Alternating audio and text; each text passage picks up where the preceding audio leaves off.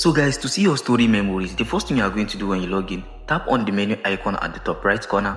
Then you are going to scroll down. When you scroll down, you are going to see settings and privacy. After tapping on it, you are going to see settings. Tap on the settings. So it's going to pop you up to this page. So on this page, you are going to scroll down. When you scroll down, you are going to locate something that says stories. So this is it. Tap on it. After tapping on it, it's going to pop you up to this page here, where you are going to see an option that says achieving your stories.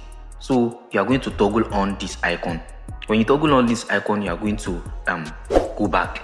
So when you go back, you are going to scroll down again and locate activity log. So after tapping on it, it's going to pop you up here. Tap on achieve again. When you tap on achieve, it's going to pop you up here. Then tap on story achieve. So after tapping on story achieve, it's going to pop you up to this page where you are going to see all the memories you have been posting, all the stories you have been posting, So guys, don't forget to like, comment and also subscribe to my YouTube channel. Thank you for watching.